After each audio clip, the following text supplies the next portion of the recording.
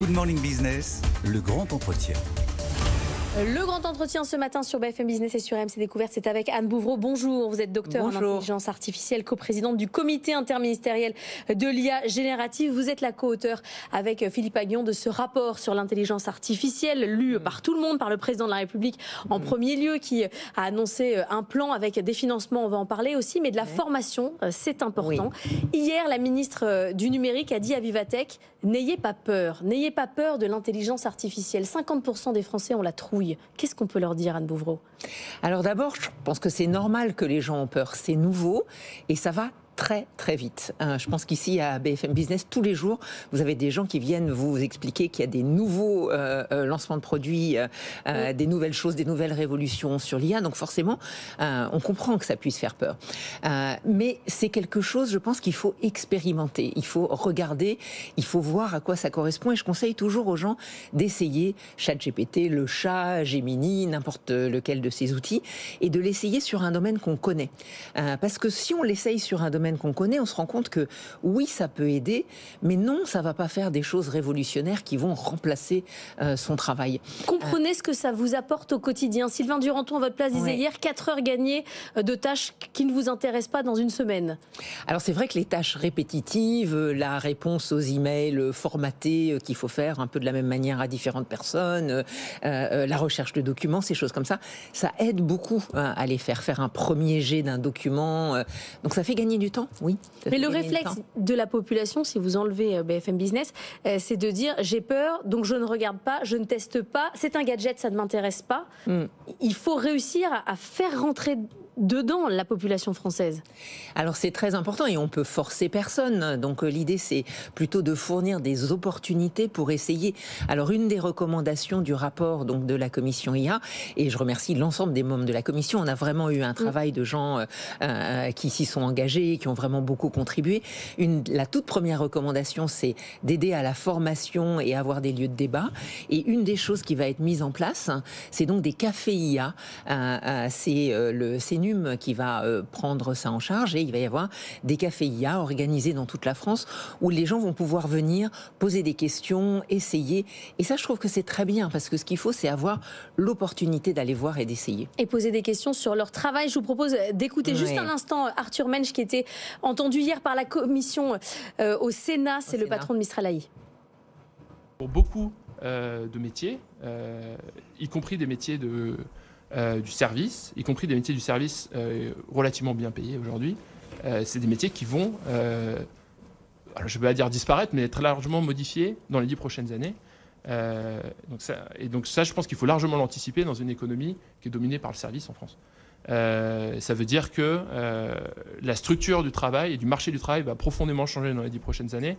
Et je ne suis pas sûr que le législateur en ait parfaitement conscience des changements que ça apporte. Arthur Mensch, il parle du législateur, mais est-ce que c'est vraiment le rôle de la loi ? Est-ce que c'est à chacun de s'adapter ? Il y a actuellement à Cannes les traducteurs qui ont peur et qui pensent disparaître. Je ne sais pas ce qu'on peut faire pour les traducteurs, mais qu'est-ce qu'on peut faire face à la crainte vis-à-vis de l'emploi ? Alors déjà, je pense que c'est important d'étudier et de voir globalement qu'est-ce que ça veut dire. Ce qu'on a mis dans le rapport de la commission IA, et c'est en grande partie les travaux de Philippe Aghion, c'est qu'il y a peut-être 5% des emplois qui sont à risque de disparaître, parce qu'en fait, ce sont les tâches qui sont impactées. Donc les tâches spécifiques qui représentent 5% des emplois vont probablement disparaître. Il y a 5% d'emplois nouveaux qui vont être créés. Qu'on connaît pas, qui sont difficiles à définir, mais comme la cybersécurité, les web designers, tout ça, on ne savait pas trop ce que c'était il y a quelques années. C'est en train de se développer très vite. Mais au milieu, il y a peut-être 80% des emplois qui vont être modifiés parce que certaines de leurs tâches vont être changées. Et c'est pour ça qu'il faut un programme de formation majeur. Donc il faut un programme de formation initiale à l'école, à l'université, etc.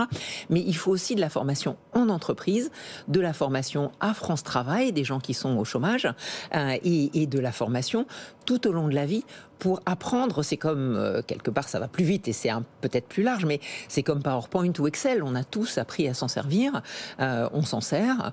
Nos métiers n'ont pas disparu pour autant. Mais il faut se former très vite. Mais qui doit parler de l'intelligence artificielle? Parce que vous voyez, Arthur Mensch, on le poursuit, même ici, pour qu'il vienne s'exprimer sur nos plateaux. C'est pas son boulot. Il est ingénieur, on lui demande pas de démocratiser. Voire même, il fout les jetons quand il parle, parce qu'il est trop technique. Mais il est concentré sur Mistralia, qui est une énorme réussite, et on lui souhaite beaucoup de succès. Donc c'est un boulot de prof.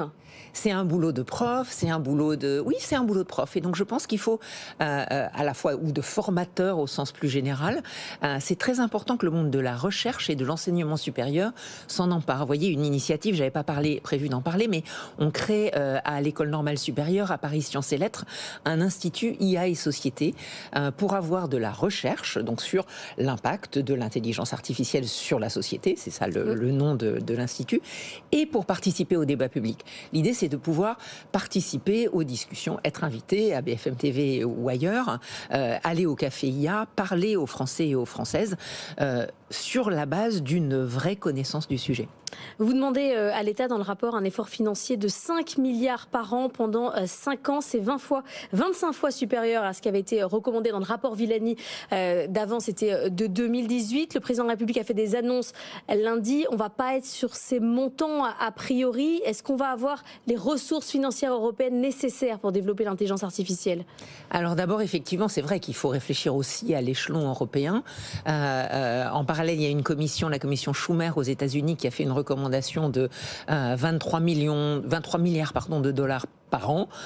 Donc, vous voyez, on est dans des échelles où quelque part nos 5 milliards par an, ils sont parfois grands et parfois petits.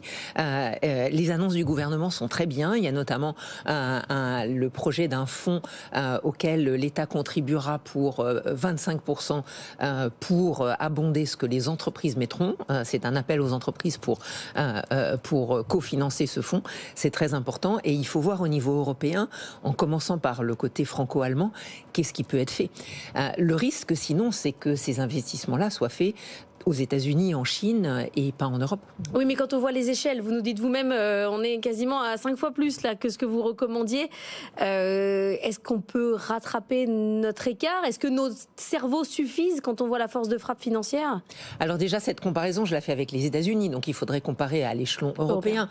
Je pense qu'on est capable à l'échelon européen de faire des choses tout à fait significatives et je trouve que les annonces qui ont été faites hier vont complètement dans la bonne direction, à la fois avec des annonces sur la formation, sur la recherche, sur l'investissement. Mais bien sûr, je ne pourrais pas vous dire qu'il ne faut pas faire plus. Il faut faire plus. Nos cerveaux qu'on vient chercher du monde entier, on était à Choose France la semaine dernière, on nous parlait que de ça, de Saclay, de l'université, de la qualité de notre formation. Ingénieur plus côté créatif, c'est ça qu'on aurait en France par rapport aux autres pays. C'est vrai, ça continue. C'est toujours possible. On critique beaucoup l'université. Est-ce que c'est une vision d'avant? Est-ce que c'est toujours possible pour les talents futurs d'avoir cette plus-value? Oui, alors c'est forcément améliorable et on ne met pas assez de ressources publiques dans notre université. Donc il faut continuer à le faire et à former. Mais on forme des jeunes gens qui sont vraiment incroyables et qui ensuite ont des capacités de faire beaucoup de choses. En intelligence artificielle, le risque, c'est que ces gens-là ensuite sont recrutés par des entreprises, notamment aux États-Unis ou ailleurs. C'est super si on arrive à les faire revenir. Il faut aussi susciter le fait que les gens aient envie de rester travailler en France.